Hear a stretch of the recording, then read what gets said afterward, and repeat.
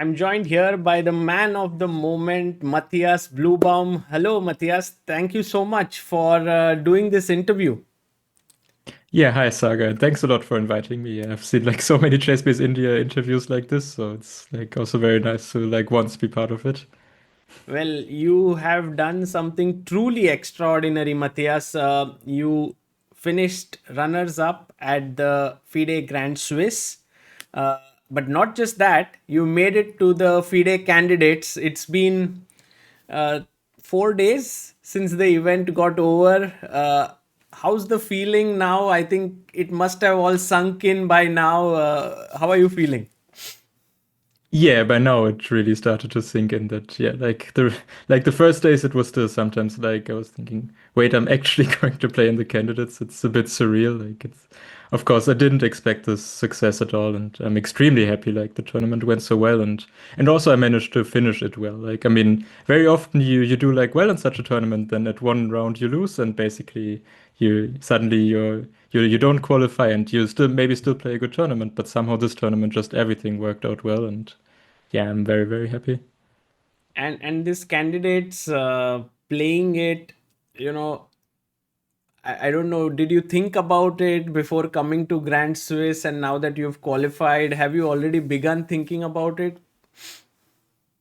Yeah, I mean, by now, of course, I'm thinking about it, but before the tournament, I wasn't thinking like even for a second about it, not like even dreaming about it. I mean, like I've played Grand Swiss like 3 times before. Like I played every single edition starting from 2019, and so far my best result was getting +1, so 6 out of 11, which is already a decent result because the tournament is insanely strong. Like it's not a bad result at all, but I mean, still so far away from qualifying to candidates that yeah, like.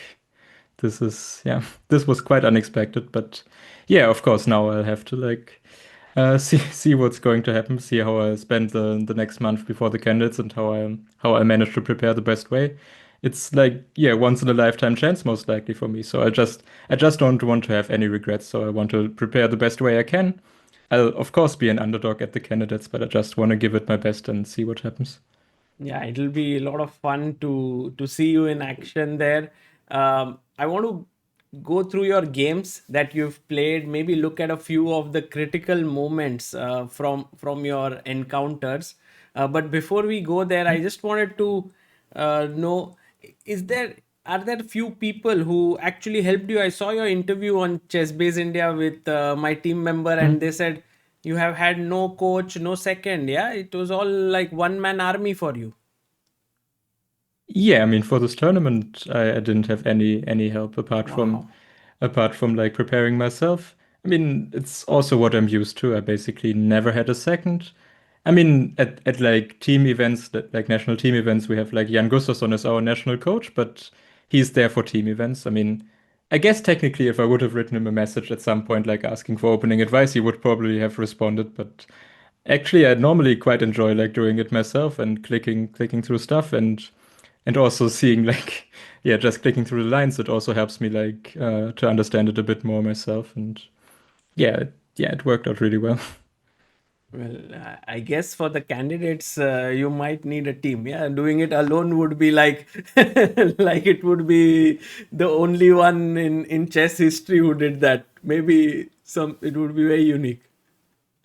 No, of course, candidates is very different. I mean, like Grand Swiss is an open tournament. You don't know who you're facing. You don't know with which color you're facing those players. But of course, candidates, you know, like months in advance, exactly the 7 players you're facing, and you're going to face them with both colors. So you need specific preparation for the tournament. And yeah, of course, you need a team for for this event. Like that's clear. But yeah, I mean, also Grand Swiss is just a very different event. Still, it's more of an open tournament.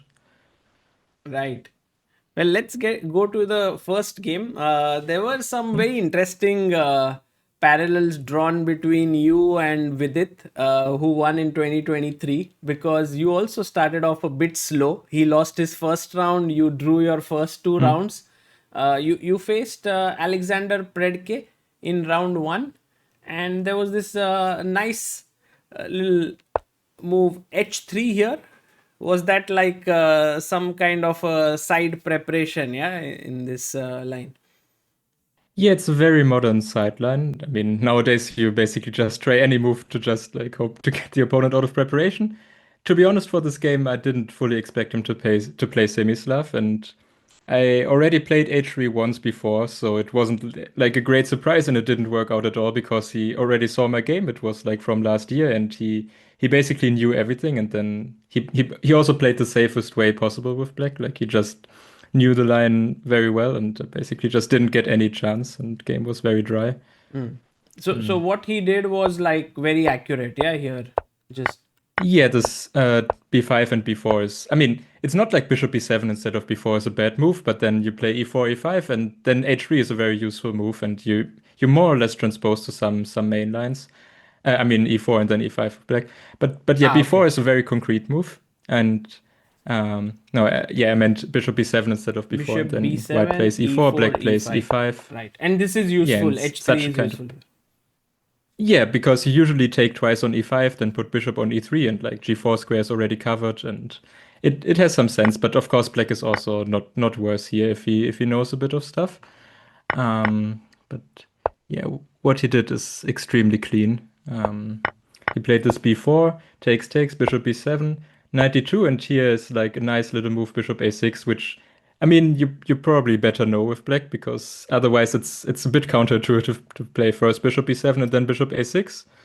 But it just works out really well tactically, and I knew this idea existed. Like I think before there was like only one game between Parham and Kramnik in this position, where Kramnik didn't play bishop a6, and white was a tiny bit better. It's also not extremely much, but yeah, bishop a6 is very clean because if you take the pawn on c6, black has a lot of compensation. Like just rook c8, and you have to take on d7. Black has bishop pair and the c file, and white is very underdeveloped. It's not a good way to play for white, I think.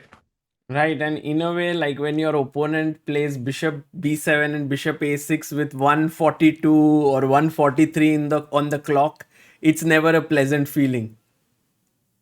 Yeah, especially because I still knew that bishop e7, bishop a6 is good for black, and yeah, but I mean I didn't. Yeah, at some point I realized he just knows everything. He's in general like a very well prepared player, and also I feel like he's quite underrated with just a bit above 2600. Like a year ago or something, he was Yeah, close to he was 2700, 2700. Right. Almost. and I also remember last Grand Swiss, like last round, he was facing Videt, who won the tournament, so Exactly. he did extremely well there. So I felt it's not an easy pairing for the first round. I mean, no pairing is easy in this tournament, but yeah, he really seemed a bit underrated. And would you say like this is the state of modern chess now, that you with white you have this small idea, something new, and if the opponent is well prepared, you essentially get nothing. Yeah. I mean, normally you're supposed to do it better than me because I already played this H3 before, and I didn't expect him like Predke to play Semislav. So like I wasn't like expecting the line, and he was expecting the line. I mean, yeah, basically nowadays the state of chess is that just everything is playable for black. And yeah, with white, I mean, normally I just try to get a game and like slightly confuse the opponent. I mean, there are different approaches, of course. Like some people just play anything to just get a game, and normally I just try to be like very slightly and get a game. Here it just didn't work out at all, and he knew everything. And Yeah, I mean, it's first round. it just ended in a very clean draw. Like if we look at the final position, it's just very even. So Yeah, with this, no, yeah, go on. yeah, I just felt like it's first round, and he knew everything, so there's no reason to do anything special. Like a draw is okay. I mean, it's not a great start, but it's fine. And then next round you were up against Maxime Lagarde, and here you played with the black pieces. Let me just flip the board here, and this one was maybe an interesting game for like basically you managed to equalize very easily here. It was like what happened Yeah. in round one with you with white, you managed to do that with black. Exactly. Yeah, I tried to play Caro-Kann to make him like play a sharp line, but because sometimes he plays some advanced line against Caro-Kann and plays some very sharp stuff, but he played also a very solid line, and I know this line I with think you yeah had a 97 game right c3. in August, same line. E- Exactly. Yeah, in August I had a game against like a very talented German junior player. I think he's like 14 years old, and he's like above like about 2400, so he's quite talented. I had exactly the same position. Yeah, knight f6 and knight e5. It's known to be extremely solid for black. But once my opponent here played bishop f3, I kind of understood he's probably not in the mood to try very hard because bishop f3 is already intending the idea to just take on d5. And my opponent also told me afterwards he wasn't feeling very well and he just like didn't really want to play on that day, which I mean, yeah, it just happens sometimes. Did you Because consider yeah, now he like took. here taking with CD and maybe trying to imbalance it a bit? Yeah, of course I can take CD, but first of all, the thing is we probably also trade the other bishops most likely. And also this Carlsbad structure, I feel like the inclusion of A4, A5 is not like that great for black, to be honest, because normally you want some minority B5, attack, B4. but you don't really want it, but because now if you push B5, white always takes and you have this. I mean, black is not worse here, but also I didn't feel like there are any serious winning chances. And I can also take with the queen on d5, but position also remains extremely balanced. And yeah, like after a short thought, I just decided, okay, let's just play e takes d5 and make a few precise moves, and then just like go home, rest, and yeah, hopefully get a game in the next round. Because it's extremely tough with black if the opponent also doesn't like try to do anything. Yeah, I mean, like I'm not blaming him. He wasn't feeling well, so I mean, it just happens. But yeah, like it's. I tried to play Caro-Kann to just like get a sharp game, but it didn't work out at all. And in general, after these two games, how was your mood? Was it like a bit, were you a bit unhappy? Were you very normal and you were like, okay, this is just part of Grand Swiss, this long time control, well prepared opponents? How were you thinking? I wasn't like too unhappy. I mean, at least I didn't have to work a lot so far in the tournament, so I still have a lot of energy. Right. And also like I didn't go into the tournament with the goal to qualify for candidates or anything. So for me, the goal was to play a good tournament, gain some rating, like maybe go on +1, +2, or if it goes well to +3. And so I knew like you basically just have to wait until your chances appear, and they will always appear normally. At some point you will get some chances, and you just have to be ready to take them. Right. But of course, sometimes it can take like almost the whole tournament because you play so many strong players, and if yeah, sometimes you just don't get any chance anywhere. Yeah, and the chance came immediately in the next round itself. And this time you were Mm. playing against Jean Ludwig Hammer, and it was Ragozin, and you were playing with white. Mhm. And it, I don't know, this moment where he pushed his pawn to c5, Mm. did you feel like it was a bit too over ambitious here, or? At least I mean, okay, I didn't know the specific position anymore, but I felt I just didn't see exactly where his compensation is. And I mean, if he takes back on c5, he just has an unpleasant structure. Basically, this game I tried to surprise him slightly by with this queen a4 check queen c2 line, which I haven't played before, I think. So I just checked some stuff, and he didn't play the most accurate way. I mean, there are a lot of ways for black, and what he did with 97 b6 is also fine. But I just knew that a5 in this position is maybe slightly inaccurate. Like black can play instead of a5, he can take on c4 and then bishop b7, and then his bishop is quite decent. I mean, white is maybe tiny bit better, but really not much is happening. Black is extremely solid. But a5, I knew it should be slightly inaccurate, so I took on d5. And if he takes with the pawn, then yeah, I feel like white is certainly slightly better, just bishop d3. And I played like a lot of Nimzo with bishop d2 games in my life. It's one of the lines I play a lot, and the structure is extremely similar, so I was quite happy if he would have taken with the pawn, but he took with the queen. And I felt bishop d2 is very natural because it's actually suddenly quite tricky to protect the pawn on c7. I saw afterwards that the engine says black can just go bishop d7 and it's good, but yeah, bishop d7 is not the most obvious move to me. Yeah, I mean, you would Like like to normally put the you bishop here. exactly normally you want to go to b7, but then if white takes on c7, the knight on e7 is hanging. So that's basically why bishop d7 is better. Because yeah, if bishop b7, white can just take on c7 and is Right. enjoying a pawn for now. But yeah, he went with c5, and yeah, then he tried to play very creatively, but bishop a6, I mean, it, it's just a pawn, and also position is not dangerous at all, I felt. Like, And I now mean, of you course, he it's not came easy in to knight convert. e4. Uh, Hmm? Yeah, queen c6, rook c1, and here queen b7. Basically, here I spent a lot of time because I was already calculating exactly the line which happened in the game. Queen c7 is more or less forcing matters. He takes on b6, and yeah, trade and bishop a5. And I mean, of course, he wanted to take on b4 here, and I still think he should have taken on b2, sorry, b2. And then I play bishop b4. So yeah, I mean, first I thought his idea also might be rook c8 here to try to unpin, but then I can just castle, and after he trades on c1, there's just no way to not lose a knight because he's getting back rank mated. Hmm. And luckily for myself, I'm not getting back rank mated. Yeah, if he plays knight c6, I can take and like I can cover on e1. So Right. uh, Nice. it's just working. But yeah, of course, apart from rook c8, he can play knight takes f2, which is the most critical line. Hmm. And I have to castle because Wow. too much stuff That's is beautiful. hanging. Yeah, and maybe this is also what he missed. And knight d3, I take on e7, and he takes on c1. And unfortunately, bishop f8, he can just give a check on e2 and then take on Take on. f8, so I'm not winning there. So I have to take back on c1, and let's say he goes rook e8, which looks normal, and I have to play bishop b4. And to be honest, I felt it should be winning, but also I felt it's probably like a lot of work to win this Yes. position because it's not that easy to push your pawn. So it was a very pleasant surprise that he didn't try to play this. I understand he was, of course, like not happy about how the game went. He sacrificed a pawn in the opening, and now he had to go for this endgame. But yeah, he tried 95, but now I'm just up 2 pawns, and it's much easier to convert. So yeah, And he actually resigned here, and so yeah, again a short game. Like all three games of yours were quite short.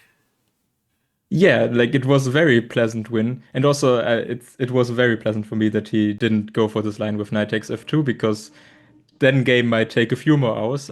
I was quite certain I should be winning there, but yeah, it's not easy to convert it actually. So yeah, it was a pleasant surprise he didn't go for this line. Nice. So with this win, you moved on to 2 out of 3, and then in the next round, you were up against Henriquez, Villagra, Cristobal, and this one you played the Petrov. Is this like a important kind of your repertoire that you have Petrov in it, or was this something that you decided to just play it? I mean, I started playing Petrov in 2022, so I have a bit of experience. I mean, at some point in my career, it was just necessary to have some solid opening with black because I started playing only the French. Like my basically until I was 2600, I only played the French. And once you start playing like really strong players, you at some point I was just wondering like, why am I torturing myself every single time in the opening? Like basically white just gets, I mean, French is a decent opening and it's completely playable, but you always get a double-edged game, and also your opponent gets some space advantage, so they already get something to play with, and especially against strong players, it's so much easier if you don't give them anything to Right. play with to begin. Yeah, and then you can just play a normal game. But yeah, so at some point I needed to include 1e5 in my repertoire. I And was actually yeah, speaking with a top trainer, and he was saying like all openings equalize with black. Is just a question of how many moves do you want to play before you equalize. In e4 e5 you do it very yeah. quickly, while in French or Caro-Kann it will take you quite some more moves to do it. And especially, it's usually easier to equalize in like e4, e5 positions, I feel like, because you don't have like any concrete disadvantages normally, apart from some specific problems. But like in French, you have like long-term disadvantages potentially. So you always have to be very sharp, very concrete. You need to be very precise. And yeah, here you of course have more freedom. And yeah, after playing Caro-Kann in the first black game, I just felt like let's mix it up a bit and play the Petrov this time. And I went luckily through for this me, he game, chose. and Hmm? I felt like he got a worse position without really doing anything too bad. Yeah, exactly. He went for the sharp line with Queen h5 here because White can also castle instead of Queen h5, and there, for example, White can force a draw. I mean, he can also play, but yeah, Black castles as well. It's the main line, and then Queen h5, g6, Queen h6, and there's like very forcing line with Bishop, like Rook e8, Bishop g5, Bishop f8, which basically forces a draw. So I was, of course, quite happy to see that he's going for one of the sharper lines, which is not forcing. Because, yeah, going queen h5, at some point, yeah, like some time ago, I discovered that, yeah, with new engines, you can actually just go h6, queen e7, which is not too often played yet. And you just go develop your bishop and you castle queenside, and actually you have, yeah, like a better structure. And at some point, this might matter. And yeah, maybe bishop f4 wasn't very precise, but it's actually not easy to play for white. And yeah, like, my opponent also told me after the game that he quite quickly felt uncomfortable about his position because it's at some point it just got easier to play for me. Certainly, I also didn't play ideally, but yeah, I enjoyed the position. Yeah, somehow you managed to really get a great position here. Was Yeah, I this think now a6, I it's finally forced very him to take. nice. Yeah. Yeah, now it's very, very pleasant for black. And after queen f6, I was also very happy because now I can go into the endgame. And as long as I solve my concrete issues on the e file, like the endgames long term will always be better because his pawns are so weak on the queen side. And yeah, here after rook d6, there was a funny moment. I wanted to be tricky when playing rook d6. I of course saw that rook takes g5 as a possibility. And Oh. yeah, if I take back, he can take on d6, and if I take on d6, then my bishop on b6 is hanging in the end. This I saw, and I felt, yeah, I'm such a tricky player because after rook g5, I have bishop takes f2, and yeah, Oh, if he if takes bishop with the king, I f2, can then hg, and if king f2, you want to take rook f6. rook f6, yeah. But unfortunately, what I just didn't see after bishop f2, hd5, he still has bishop c5, and he's completely fine. I mean, I'm also not worse, but this rook endgame, he's just fine. I somehow just missed bishop c5, and yeah, this was a nice chance for him to just solve his problems immediately. But luckily, he seemed to believe me with this like rook d6 trap, and yeah, then yeah, h4, rook f6. And yeah, now I get this rook c6, and now I start collecting his pawns. He took on d5, rook c3, bishop h4. Yeah, he gains one tempo because he's threatening mate on d8, so I have to push the pawn. But to be honest, I mean, I'm going to be up pawns, but it's also extremely difficult to play such positions because both sides are just running their pawns, and Correct. it's very tough to calculate. And yeah, here I made a blunder with bishop c7. Rook b4 was winning, but somehow I got confused. Also, like time trouble was slowly starting. I mean, I see I had like 8 minutes, so it was yeah. If he takes on c5, I can just take back and go king d7, and protect the f7 pawn with my king, and then I'm two connected pawns. This is quite trivial, I guess. Right. So, I mean, such endgames you always win. But of course, I guess he would have taken on f7 instead. And yeah, after c4, it turns out that it's just winning. And yeah, if you see the engine afterwards, it's always extremely easy. And by now, I'm even asking myself what exactly I missed. But somehow I get scared because my king is cut on the 8th rank, and his pawns can also progress quite quickly. And yeah, somehow I wasn't.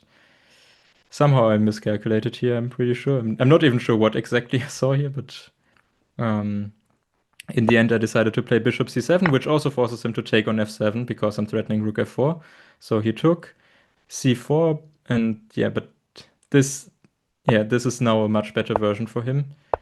But yeah, luckily in time trouble, he started giving these checks, which were still fine, but he drove me all the way to d5, which just improved my position a lot. Here he had to push the And pawn. Yes. yeah, this was the last moment where he could just still push the pawn. But yeah, I mean, we were both in time trouble, and it's very, very tough to play and calculate. And luckily, after the time trouble, it was just winning for me. Yeah, These 50 now minutes, I can once push you my get, pawns. it's like if you are better, it's just over. Yeah. Yeah, I mean, I was a bit surprised with his resignation here because I kind of expected him to try rook c5 here. But okay, I was quite confident that I calculated b3 is winning here. And if he takes on c7, I just have b2 and rook b3, like rook b7, rook b3, and this is easy. And if he takes on c4 instead of taking the bishop, then I also go b2, and after rook b4, I can just go bishop e5. And yeah, I'm just in time to win his rook because I'm threatening rook d1, and if he goes king e2, I have this very nice rook d5, rook b5, and I'm just winning the full rook here. Wow. It's not even close. Um, Yeah. Oh, that was great But calculation, actually. I mean, yeah, it was also a very, very important game because yeah, it was a bit of a messy conversion. I didn't play perfectly, and at some point it could have also just ended in a draw. But I mean, these type of endgames are always very tough to play, at least in my opinion. And luckily, I managed to just be winning after the time trouble. So now you are on 3 out of 4 plus 2. Already a very good start. And now you Yeah, face your biggest challenge of the tournament. You are facing Praggnanandhaa, the top seed. yeah. And he starts off with a clear intention that he wants to fight, right? Because he plays this. Yeah, I mean, I was expecting him to fight for sure. Like all this young generation, they fight with both colors. I didn't know what opening to expect, but I was sure he wants a fight. Like they always go for a fight. So I was just trying to be ready to play a game. Yeah, I've never seen this position before. Actually, this bishop takes e3 and f5. But yeah, over the board, I just felt I should be principled. Normally, it's a bad thing You when had you play against never a strong seen player. it, but you played e4 Hmm. like pretty quickly, like in 6 minutes. And I was Yeah. looking at your kind of body language when he took queen g4, and it felt like you were prepared. No, I've never seen this position before. I mean, I just felt that I need to be principled against strong players. It doesn't make sense to just. I mean, I didn't see what's wrong with e4, and it felt very natural. I have the bishop pair. I want to open the position, and it's also easy to calculate. I get the pawn back, so it's not extremely risky. I mean, afterwards, I saw the engine maybe even once queen h5 check, g6, queen e5, and sacrifice the pawn for a while, but get a lot of compensation on the dark squares. But this didn't even cross my mind. I just played e4 with the intention to get the pawn back. Um, Were you but happy yeah, with the opening outcome here? Because, I you mean, at know, this point, yeah. you have nice When he played, two bishops, center, e6 is slightly weak. yeah, I was quite happy with the position. When he waited with his king on e8, at some point I had a feeling that he might want to even castle queenside, but yeah, it's just too much. Too I risky. was considering it for a bit, but it's just too much, and he castled kingside. And to be honest, I was also quite happy with rook a1, bishop d1. It looks quite clumsy, but playing for f4 makes position very, very easy for me to play. And I, I personally felt like I should be slightly better with the bishop pair. I saw afterwards engine doesn't really care. It just says it's equal because yeah, pawn structure is a bit worse. So um, but yeah, like for now I was quite happy with how I played. Um, So yeah, moving because now after towards bishop. like a few moves later, I Yeah. thought that here Pragg started to get a bit ambitious. Did you also feel it, or? Yeah, and also I got very pessimistic. Like I played this move d5, which looks like a complete patzer move. So I was like really cursing myself after I played this move. I'm not even sure what on earth like went through my mind. It was just like after queen f5, basically not a lot of pieces can move because any piece I move, like his queen gets in somewhere. If I move my knight, his queen can go to b1. If I move my bishop on like to e2, his queen infiltrates on c2. And my queen is already quite ideal on e3. My bishop is also quite ideal on g3. And the move I first considered was c5, which is also the best move. But for some reason, I thought like, I don't know, DC, DC, and then just queen d7. And I'm still like, my pawn structure is slightly worse. His bishop on b7 is strong. Somehow I didn't like it. But of course, I mean, normally you always should open the position with the bishop pair. And this was also what I was supposed to do here. And then after thinking for quite a while, I decided on playing d5. And somewhere in my mind, I imaginated, yeah, if he doesn't do anything, I get like bishop f3, knight e4, trade his knight on f6, and then maybe like his king is slightly weak, like some queen e8 checks might threaten.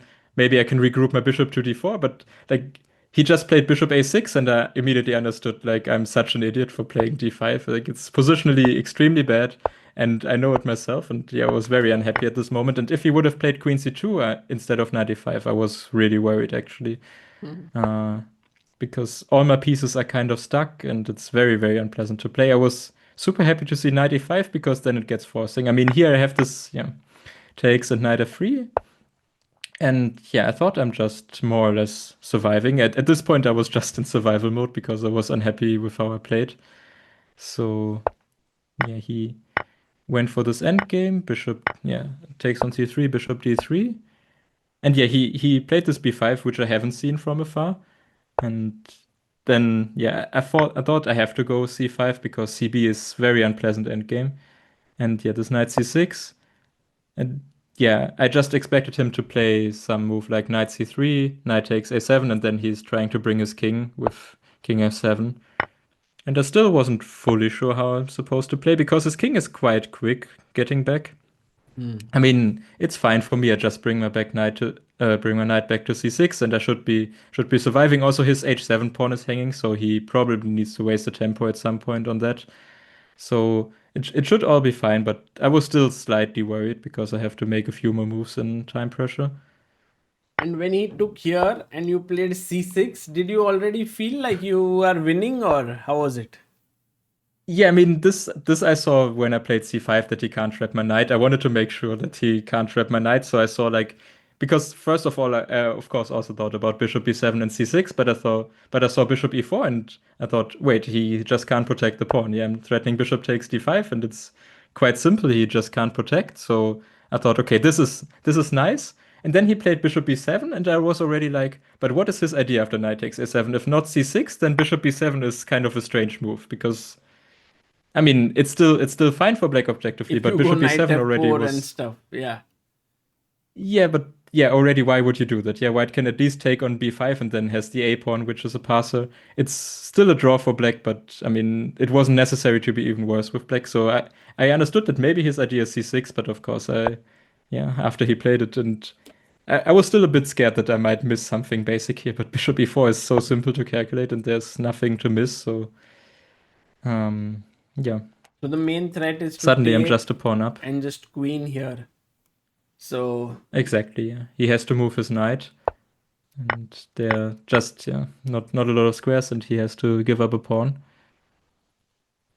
and this I is mean, I just wasn't completely sure it's easily winning. Like, I just thought, okay, it's very nice to play, and it's extremely tough to defend, but yeah, apparently it's also just always winning.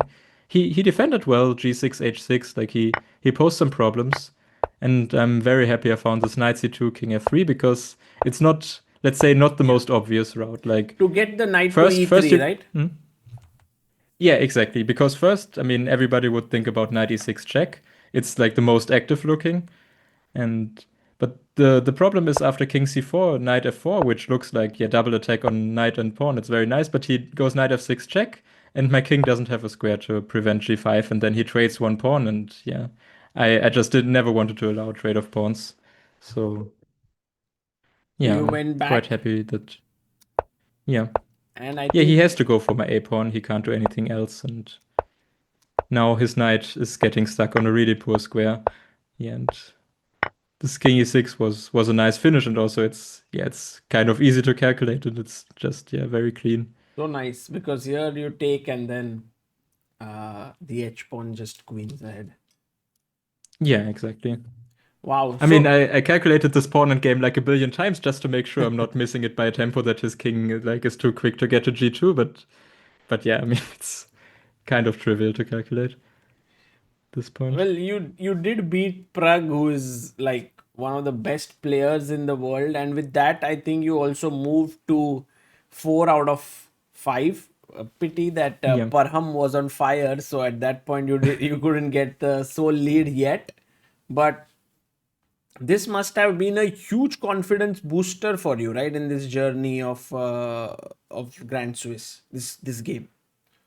Yeah, for sure. I mean, beating Pragg is yeah incredible because he's such a strong player, and I mean I guess I would say like more or less like one of the top 3 or top 5 players this year so far for sure. I mean he's incredibly strong, and yeah, winning against him was like a huge confidence boost.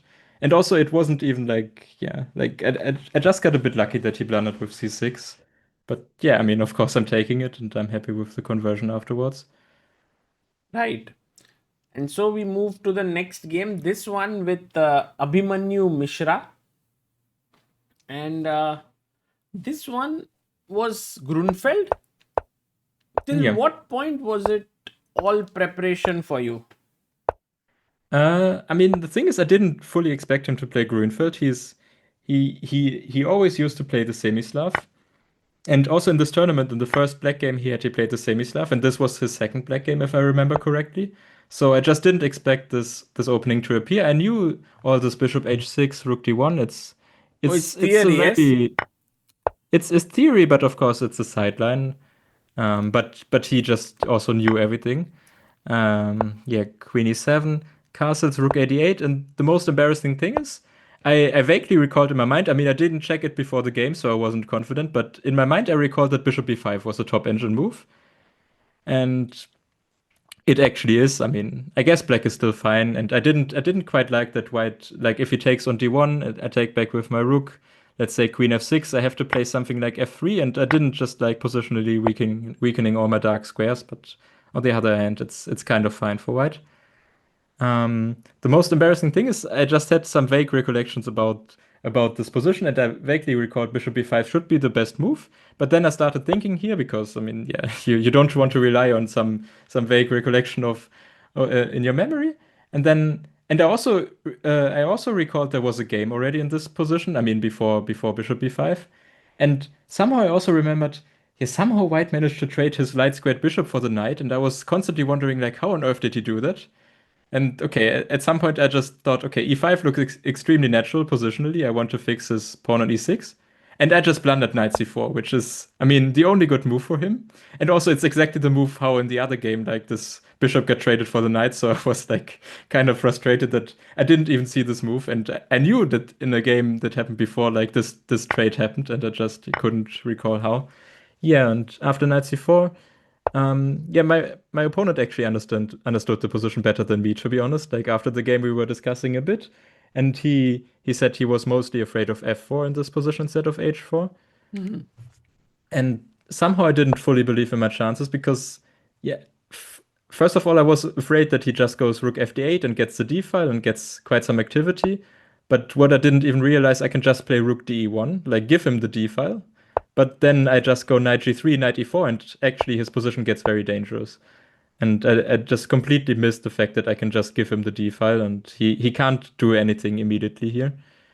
But my opponent also told me that he calculated like rook takes d1, rook takes d1, and g5 after f4, which is the forcing way to equalize.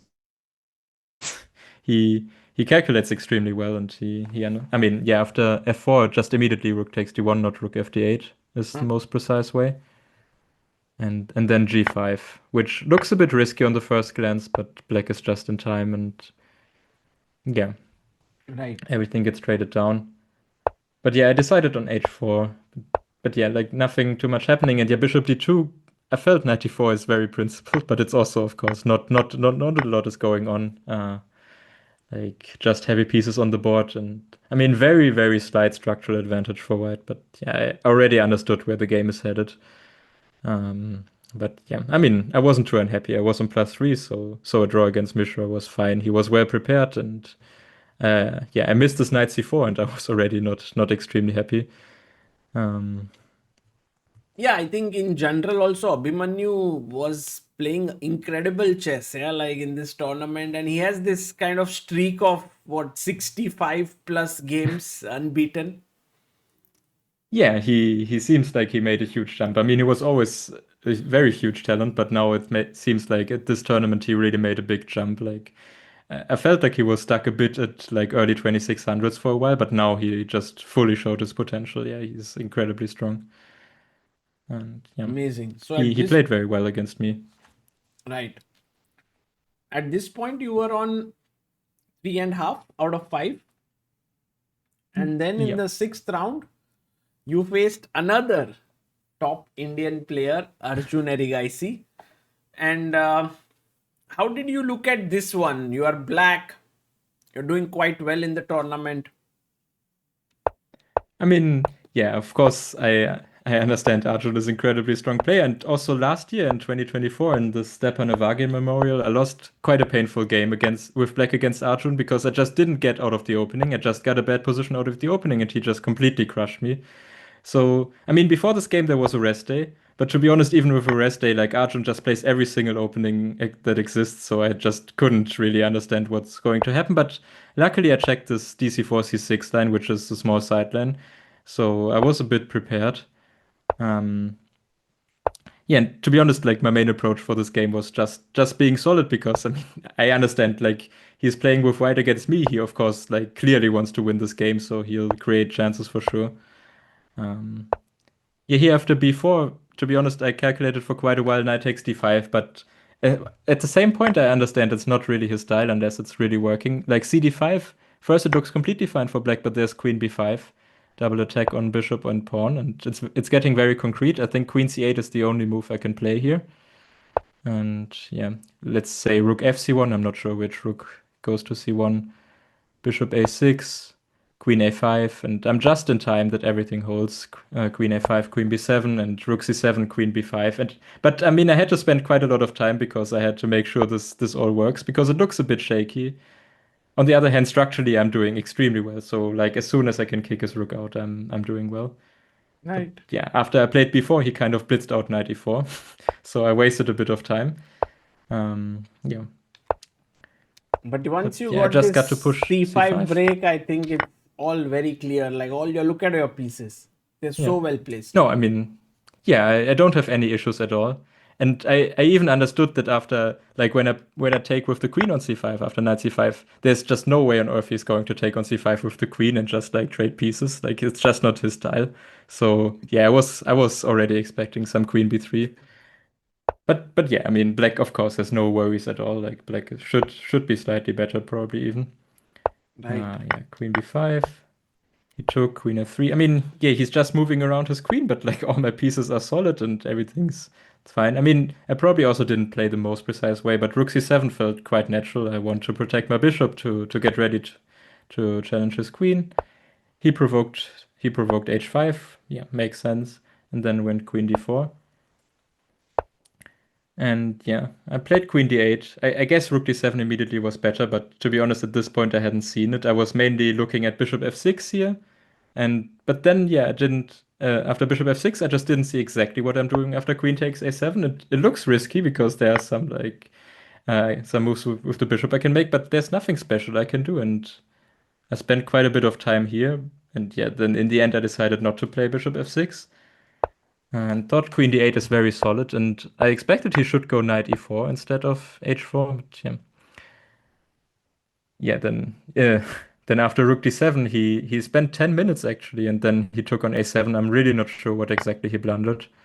Yeah, and when It's he very took this uncharacteristical pawn, for him. I saw your expression of like, what? Like, okay, this just Yeah, wins, right? yeah, because when I played rook d7, I saw yeah bishop 8 is extremely clean. I don't need to worry about anything because his queen just doesn't have any square. Wherever it goes, I attack and take the bishop on d2. And yeah, he found this knight e6, which is quite resourceful. I didn't see this motive at all. But on the other hand, I'm just a piece up, so it's Uh, yeah, I guess he just had a complete blind spot there with bishop a8 because he normally is extremely sharp with calculation and he doesn't blunder like that. So yeah, it was a huge gift. Yeah, somehow like wherever he moves his queen here, it's he's just going to fall into a discovered attack and then lose the bishop. Exactly, yeah. Yeah, And so yeah, he found the only trick because now after queen a4, what happened in the game? Knight b6, queen c2, at least I can't take easily on d2 because my g6 pawn is hanging and he has a lot of checks and it's very dangerous. So I didn't even bother like trying to calculate it. I thought king f7 should win cleanly and my king actually is quite safe. And you then I converted decided, this okay, very yeah. confidently, yeah, this entire part of the game. Yeah, I guess I did everything fine. I mean, to be fair, you're supposed to convert a piece up, even against Arjun. You're supposed to convert more or less a clean piece up. I repeated like once, so I get closer to time control.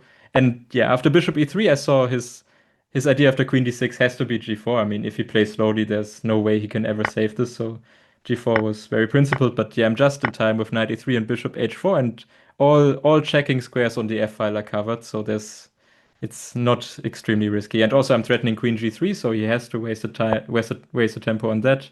And now time control was made, but yeah, it also wasn't difficult to calculate that Queen D5, Queen H5 just works. He just has a few checks, but yeah, my king hides at some point, and I'm a piece up. Beautiful. And with this, you scored yet another win, and this time now moving into the lead in the tournament, 5.5 out of 7. And you were next up against Nihal Sarin. And tell me how easy or difficult it is in such a position as white to say that okay, I didn't get anything out of the opening. I'm happy with a draw. I mean, first of all, the most annoying thing about this game is Nihal already played in the same Yes, tournament. He played this line with c takes d4, and I against of I course think saw that. Gumulars. Yeah, Exactly, and he won a very nice game with this 92 check. It was a right. very beautiful game. And of course I saw that. And in the evening before I just like briefly checked this line and I thought, okay, there's just no way on earth he's going to repeat it. I mean, it's maybe fine for black, but he always play normally he always plays a different line. And yeah, next day I was just checking like billions of different sidelines because he loves playing like loves trying to surprise the opponent a bit and play something slightly offbeat but still fine. And then he played this line, and I was like, why on earth didn't I check this seriously? Like it was just a mistake in preparation. And then also I blitzed out this queen d3 move because I thought I recalled it was the top engine move. But actually I confused it that like one game there was played queen d3, but it's actually not a great move because black can even play a4 here, like everything is fine for black. I just confused it. Like rook c1 was the engine move, and but there was a game with queen d3, and I somehow just like very briefly on the evening before the game I clicked to this position and saw there was already a game. And yeah, I just forgot to check this line seriously, so I just confused and played queen d3 quite quickly. And yeah, he just played queen b6, queen a7, which makes a lot of sense. Bishop a6. Yeah, at this point, I mean, I understand some people will tell me I probably should fight harder. But to be honest, I don't know exactly what I'm supposed to do after bishop a6. If I go for this endgame, like if I just trade everything on a6, um, I feel black has a very comfortable position. I mean, let's say I trade everything and play rook c4 to try to double on the c6 pawn. He just puts the knight on d5, gains a tempo. I probably play bishop d2. And actually, he can at some point choose if he wants to play bishop b4 or if he just. I mean, the easiest way I also thought is just rook c8. And yeah, let's say I still play rook c1 and he just slowly brings his king to d7. And to be honest, I felt it's easier to play with black. Like, if I'm very honest, I mean, I understood I shouldn't be worse because he has quite some weaknesses. But this knight on d5 is extremely strong. I'm not sure what exactly like. I don't have any serious pawn breaks. I'm not sure where exactly I'm playing Yeah. for. So No, draw is yeah, I a just very really didn't know what to do. fair result here. Yeah. It's pretty decent. You didn't have to stretch so much for this one, and sometimes a game like this sets you in good spirits for the next game because you are ready for the fight. Yeah, I mean, yeah, and I don't have any regrets about taking the draw at this moment. I mainly have regrets about not analyzing this line beforehand. But yeah, sometimes mistakes happen. Right. And then next game you were up against Nodirbek Abdusattarov. And this one, Nodirbek showed his intention that he wanted to win by playing this G3 system. Yeah, I guess he was so afraid of some George Petrov lines, he just played 3d3 to just get a game. So, I mean, in that case, it worked. But of course, I understood before this game, it's his big chance to, if he wins here, he has decent chances to qualify for candidates. And it's a tournament in his home country. Like, he will do everything he can to try to win this game. So, I was expecting a huge fight. Yeah, bishop a3 wasn't very precise of him. I think I was actually what like queen f6, queen g6 wasn't great by me. Like he can go queen f3 here, and it's actually a bit unpleasant for black already. So I kind of misplayed it already. And if he would have played this, I think game would have like gotten unpleasant. Now it's kind of easy. He will go rook b1. Yeah, queen can come to d5 if I attack it. So there's yeah, like everything's. It's not easy to play with black, I feel. But after bishop a3, it's more or less fine for black. I can just trade, play b6, be very, very solid. And then at some point I again misplayed here in this phase after queen d2. Yeah, queen g5 was still fine, I guess, but yeah, like my whole plan was always to play knight e7 and bishop c6 just to trade his bishop because his bishop is quite good. But after knight e7, he blitzed out d4, and I realized, yeah, I'm just too slow with bishop c6. I just can't play it because bishop c6, he just takes, I mean d4, bishop c6, he just takes and plays queen d3, and like everything is kind of weak in my position. Like queen c4 is coming, and my pawn on c7 is weak, and yeah, I just didn't see any move here. Queen is a little bit misplaced on g5 as well. Exactly, yeah. I placed it on g5 to prevent him to play f4, but now it's just misplaced, and yeah. But yeah, I think bishop e6 was very, very nice find. I spent quite some time here, but I found this bishop e6, and he kept blitzing with d5 and c4, and he probably missed f4 here, f5 here. And now I'm suddenly, like all of a sudden, I'm overtaking the initiative. And Wow. yeah, he played queen c3, but now it's just easy to play just f5, knight f5. He can't take on e5 because I trade and have knight takes g3. Like a small trick, but also not very difficult to calculate. And yeah, black is doing amazingly. Just the check in between. And I mean, this endgame, like, even reminds me a bit of this Petrov endgame I had in like round 4. Like, white structure on the queen side is so bad. So like, yeah, such an endgame is not very nice for white. But to be fair, he defended really well now. Like knight d2, knight f3. He traded off my knight. He played bishop e4, but also he played really solidly. Somehow I expected him to go more all out. Like, even if his position is bad, like I kind of expected him to just go all out, but he just played the most natural but also good moves. But I was just solid, and yeah, the c5 queen e6 was just a way to basically trade down everything. Wow. Wow. So this one was quite a fight, and then we move on to the penultimate round, and perhaps the most important game of the tournament for you. First of all, could you tell us a bit about your relationship with Vincent Keimer here? You guys are from the same country. He is around 90 low points stronger than you, but I'm pretty sure you guys have played each other several times. Yeah, I mean, played each other like quite a lot of times. I mean, of course, I know him very well, and it wasn't a very pleasant pairing. Like, I wasn't looking very much forward to playing him. But I mean, you can't avoid such pairings at some point. Yeah, he's incredibly strong, and I mean, also the situation was such that he needed a win basically in this game, or a win would be really, really great for him. While for me, a draw was fine because my tiebreak was so great. So yeah, like it was clear it's going to be a huge fight, and of course he also knows me, so he kind of knows maybe what I know in the openings and How whatnot, and does he he know kind of you? surprised me with this knight c3. I You mean, play for the same team? we used to play for the same Bundesliga team. We don't anymore, but we played for quite a few years for the same team. We we also worked a bit together, so, and also we have some like national training camps, like, so we see each other quite a lot. So um yeah, and yeah, this game didn't go well at all out of the opening. Like, here I'm already much worse. Position was actually really, really bad here. If he just goes knight g5 instead of bishop g5, I'm kind of busted.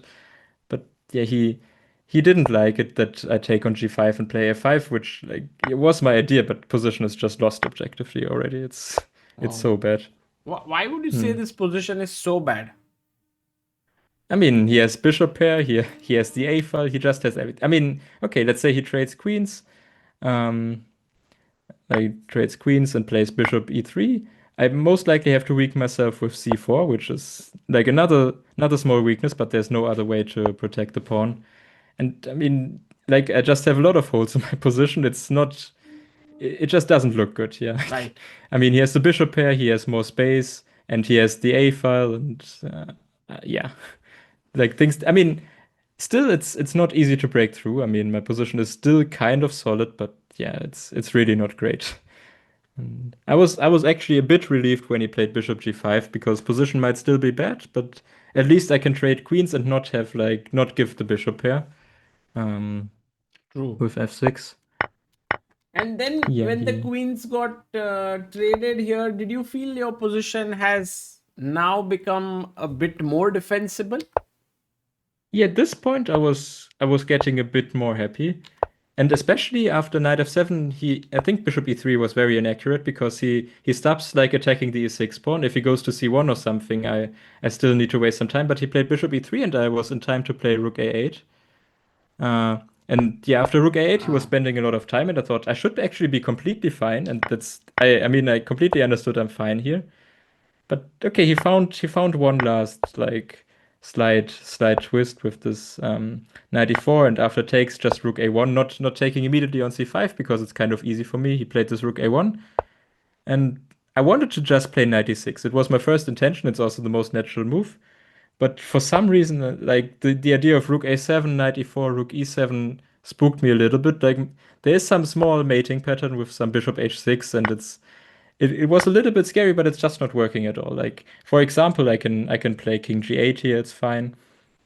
Um, the like everything is kind of fine, but like I was constantly afraid even after bishop like king g8. I was a bit afraid there's like bishop h6, and he has this idea of he's threatening rook g7 check, and if I go to f8, he has some check with the rook somewhere and picks up some material.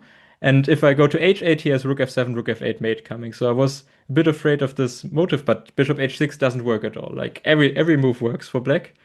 But yeah, somehow I panicked a bit, and then I thought, okay, maybe king g7 instead is safer. But yeah, it really wasn't. Rook a7, bishop f8, bishop c5, and I traded and played e5, and I just completely blundered knight e4. I just didn't see the move at all. Now threatening It's very, 96, yeah. right? Yeah, and I can't play rook d2 because knight also like attacks that square. And yeah, after 94, there just isn't any move to defend because I have to play king g6, and then there's rook a6, and he's winning my f6 pawn. Oh. And yeah, I was pretty frustrated at this moment because I understood my. I mean, it's still a good tournament, even if I lose the game, but like my chances for candidates are gone basically if I lose this game, and everything is going downhill. Because this 3 against 2, you just almost never hold. Like, especially against a player like Vincent, who is such a strong technical player, you normally never hold this end game.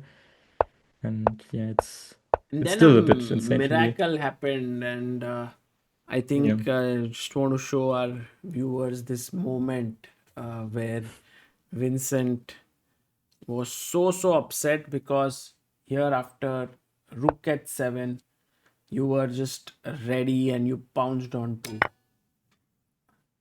I Yeah. I think you were also stunned to see this rook at 7 move, yeah?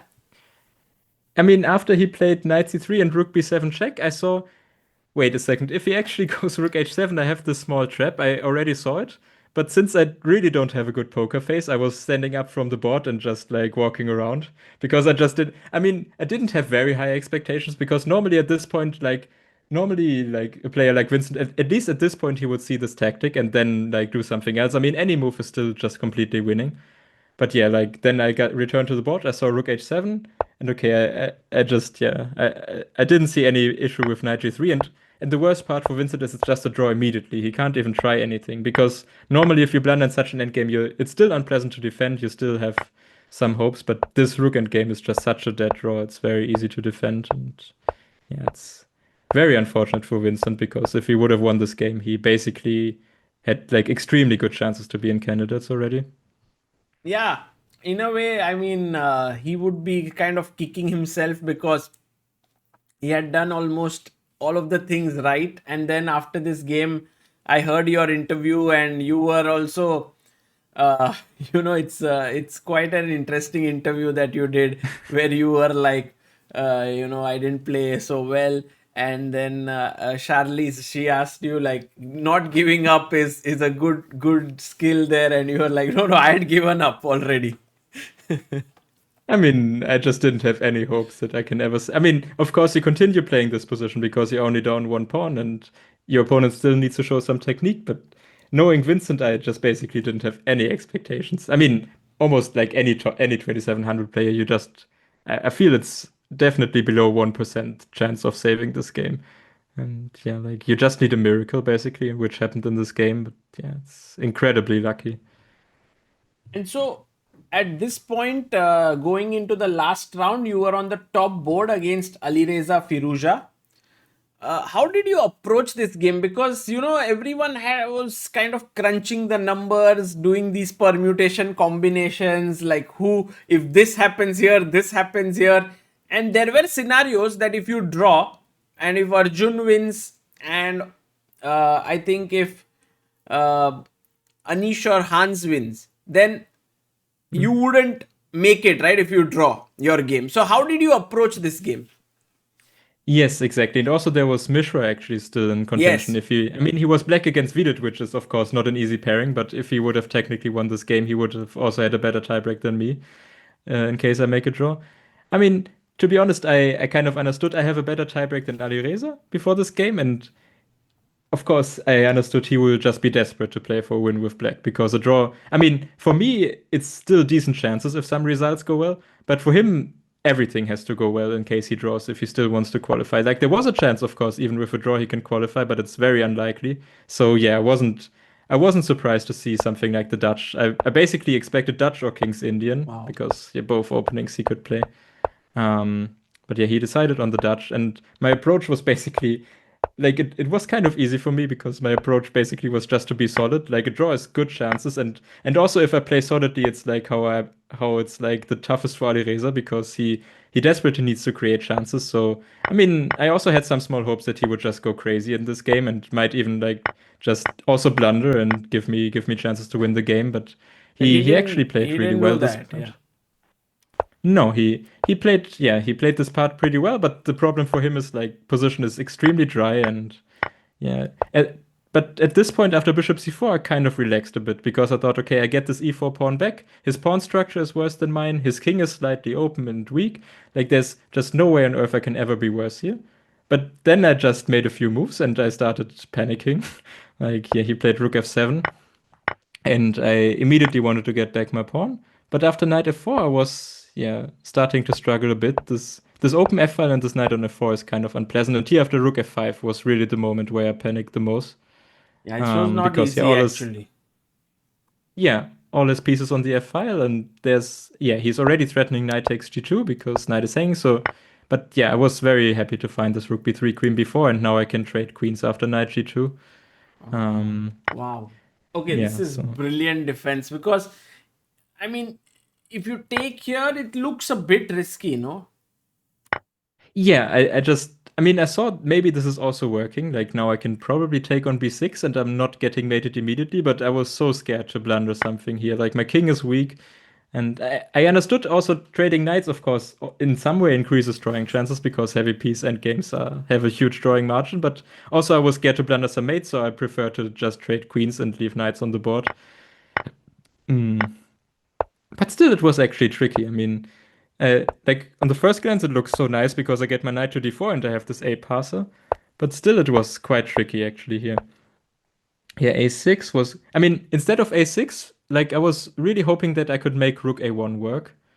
Like after rook c4, rook a1, because it would be very nice if it works. Then I don't like it's just one calculation with this pawn. Like if he takes on d4, I go a6. But yeah, and if he tries to mate me on the second rank, he's not in time. But unfortunately, there's rook g5 check. Um, rook g5 check was Yes. wait, yeah, rook g5 check was bothering me, and king f1. Then there's knight h3, and I couldn't like see a way. I mean, like I'm so close to like promoting my pawn, but also the point is after a7 he just takes my rook on a1. Yeah, I'm just like one tempo too slow. He just plays rook g1, rook a1. And if instead of a7 I go king e2, like it was the last thing I looked at, I saw rook g2 check, king e3, and then rook d2, and he has another mating pattern with like rook g2 is threatening mate, and I just felt like okay, let's stop looking at this. Like it's completely crazy. I'm sacrificing a piece for and might just get mated. So uh, in the end, I decided okay, I'll just go a6. It's still safe. Um, but yeah, unfortunately, after rook a4, I need to kind of spend this tempo on h4 because what I wanted to do was rook b1, and then in case of rook a2, I just want like rook a2, then rook 1 b2 to be safe. But he always says rook e1 check and knight e3 check, and I just lose a full rook. Yeah, it's never working. So I need this rook e1 check instead. Rook Sorry, e1 rook knight e3, e1 and and knight d3. It's yeah, over, yeah. yeah. And unfortunately, I just lose a rook. So that's basically why I needed the square on h2 for my king. That's why I had to play h4, I felt Uh-huh. like. But now he has time to activate his king, which yeah, I can put my pawn on a7 where it's very close to promotion, but on the other hand, it's yeah, a bit dangerous. And also here, for example, it's never too late to blunder. Yeah, you can like if I play rook c1, it would be such a disastrous turn of events. Yeah, rook e2 suddenly, and I'm just Oh, losing. Um, so they're like yeah, position was kind of tricky. There were always some small traps. But okay, I saw rook b1 in this case. I'm threatening rook b2, and he just has to play 92. There's no other way. He can't do anything else. But still, I makes was actually sense. scared. I have a pawn on a7, but these rooks on the second rank are so scary. Also, I was in time trouble. So yeah, when he after King of One, when he played Rook H2, I was extremely relieved. It was after time trouble. I had some time, and I saw that. I mean, if it would have been in time trouble, I would have just like blitzed out King G1 because I didn't see this motive of Rook E2 before. But I had a few minutes, and then I saw I can just kick his rooks from the second rank, and it's very concrete. The thing is, actually, if I just go King G1, it's also just a dead draw. But during the game, I was still a bit scared of missing something. But King G1 also would have just been a dead draw in the end. But I was kind of scared because with Rook on the second rank, it's always scary to miss something. Right. And Rook E2 is forcing matches. It's yeah, very nice trick. Somehow it works. That whenever he takes, I can trade down. And And this yeah, the endgame is luckiest part. trivial, right? To hold. Yeah, the luckiest part is I don't even need to suffer. Like I don't even need to really play F against G and H because I play Rook D7, force H6, and now after he takes with Rook, I give this check and Rook D6, and his king is already in. Like his king is trapped forever. He just can't do. He can't even try anything here. Wow. Uh, yeah, it's very nice because yeah, if I have to like suffer with F against G and H for 50 moves or something, I mean, like I was so nervous this whole game, so like it would have still been not a nice experience. So I was very happy that I can just force the draw. I think yours was the first game that ended amongst the those who were fighting for the top spot because I think Anish was still playing Hans Niemann and Vincent was still playing Arjun. I mean, I think Anish won already by the time I was finished, if I Oh, remember correctly. yeah, So yeah, his game yeah. was already Oh, yeah, he had won his game was already. already done. Correct. And Mishra already made a draw. So at this point I knew I'm at least third place. But Vincent is still fighting with Black against Arjun and he was actually pressing. So I kind of yeah already saw myself like being very nervous for like 1 or 2 more hours where Vincent is trying to win his game. And yeah, basically it just depends on this results whether I make it to candidates or not. Um, but actually Vincent's game ended much quicker than I expected it somehow. Yeah. Uh, He wasn't able to but yeah. win against Arjun, so that meant that you scored 7.5 points and also made it to the candidates. And overall, were you happy with your level of play? How in general these games, the quality? Because many times you have some great results, but I've heard players saying, "Oh, I was not particularly happy with my chess." What was your take on your games? In general, I was quite happy with the chess I played. I think it was overall a very decent level. I mean, basically apart from the game against Vincent, I really didn't play a good game there. But yeah, also it was very tough to play to face Vincent in the penultimate round. Like so much was at stake, and I never enjoy facing Vincent. He's just such a strong player, and yeah, so much was at stake. But in general, apart from this game, I'm quite happy with the quality I played actually. I think it was, at least for my standards, like a very decent level. And of course, I was quite lucky in some, like, just everything went together, like in this tournament, just everything worked well. Everyone's talking about like how India is becoming like the superpower in chess and so on, but here we saw actually Germany doing so well. It was you and Vincent right at the top. You also have the Swana brothers who are quite strong. Do you think like chess in Germany is growing rapidly and there's a lot of interest in general? I mean, at least at the moment, we definitely have quite a strong national team, I would say. Like, we have a top player with Vincent. I mean, I certainly overperformed a bit above my usual play with like this tournament for sure. Like, I don't think I'm like constantly going to put up such performances. But of course, yeah, we have like me, the Swane brothers, Alexander Donchenko, Dimitri Kolos. Like, we have a very young, like everybody is below 30. I mean, I'm already a senior considering chess ages with 28, but still, in general, we're a very young team, and I think yeah, we have a great national team, and also some players are coming up. Like I think born in 2008, there are Leonardo Costa and Marius Doyer, who are both like already 2500s and who are most likely coming up to also become 2600s. So, and yeah, even younger, we have like also quite some talents who are like around 14. So Oh. there's something coming up.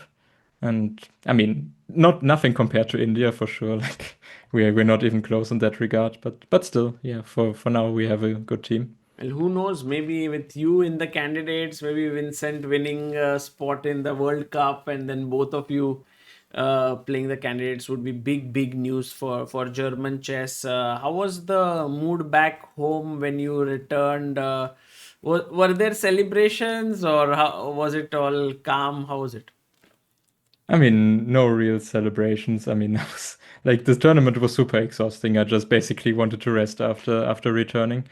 But yeah, like it's a bit more like press requests than usual. I'm not very used to that, so that certainly changed. Like it's of course it's a big result, and it's also, for example, it feels like public interest is bigger than after winning European champion title. That's for sure. Like it's definitely another stage, and yeah, I'm just extremely happy with this success. And Matthias, it's also true, yeah, that you have balanced your education very well with chess. Is it true that you have done your education in mathematics? Exactly, yeah. 3 years ago, I finished my master's thesis. So yeah, Wow. I mean, it's already 3 years ago. So like I since that time, I basically focus on chess. But yeah, kind of like how I grew up. And like when I started playing chess, it was never even like a dream of becoming a professional. Like at that point, I just always. I mean, I have three older sisters. Everybody went to university at some point. So for me, it was quite natural to also just study something. But yeah, at some point I became like 26 something player, and I was actually also earning a bit with chess. And I mean, chess is a lot of fun for me. And for now, I'm extremely happy I can also live on that. Yeah, I mean, it's kind of a dream when you can make a profession out of your hobby. But I'm also kind of happy I have a university degree just in case that, yeah, at some point I might decide I don't want to pursue chess forever, then maybe I can find another job. At least for a year or so, there is going to be complete focus on chess now. I think you will be uh, locked in. What will be the next event that you will play? Yeah, I mean, the next big event is going to be European teams. Since we just talked about our national team, we will actually play in, I guess, 2.5 weeks or something, like beginning of October it starts. So yeah, I'll play And you together will with Vincent, the play Swane for brothers, and which team? I mean, I don't mean Club Cup, I mean European Ah, national team. So I'll play oh, for the Europe. German national Oh, okay, team. okay, Europe. I thought the Yeah. Club Cup because it's happening in October. So, Yes, yes, yes. Basically, events are immediately after one another, but like in Europe, we like every 2 years we have European teams, just the national teams, and like every other year there's Olympiad. So basically, in Europe, we have like one big national team event every year, wow. and yeah, this year it's European teams, and yeah, I'll play alongside of Vincent, the Swane brothers, and Dimitri Kollas this year. So I guess we're even top seed at the Oh, moment, wow. considered by average rating. So yeah, we are kind of favorites, but of course there are like a lot of strong teams. I mean, Netherlands with Anish on board one are also quite like very strong. So yeah, Amazing. we'll see. A lot of people I spoke to after you qualified and asked their thoughts about how the candidates would be, especially Anish, because he's going to be Hmm. one of the participants, and he said he's very very happy that you made it in just in the sense that the field is now kind of a mixed field, and it'll be so exciting because people will try to take risks and so on. Do you also enjoy this when people try to sort of take risks against you, and you can be, I think when it comes to solid chess, you are like incredibly strong. I mean, I guess first of all, Anish should be happy about like me qualifying because there are only 8 players at candidates and I'm like one of the weaker players. So I mean, naturally it should increase his chances to actually win the tournament. Like, I mean, of course I'll be an underdog. So I guess everybody who is actually playing candidates will be happy to have me there. But no, on a more serious note, yeah. I mean, at this tournament, it worked really well being solid and have like everybody coming at me and exploiting their blunders. But I also know the other side. Like sometimes everybody comes at you and you're not in great shape and it goes badly and just like every day is a torture because everybody just like you just don't get an easy game. Everybody's trying to crush you, and if you're not in great shape, it can also be very unpleasant. So yeah, I'll try my best to be in good shape. But yeah, as this tournament showed, if everything works and I'm in good shape, like it can also go well and I can score quite some wins. But yeah, I mean, we'll see. Candidates are far away and not every participant is known yet. To be honest, I'm just very, very happy about the chance and In the try to World give my Cup, best. actually, it'll all be decided. So, by November end, it'll all Yeah. be known. Will you play the World Cup as well? Yes, yes, yes. I'll play the World Cup. I mean, now there's not like a huge amount of pressure, of course, at the Yes. World Cup. I'll just try to do my best. But yeah, I'm going to play it. So we'll look forward to seeing you in India.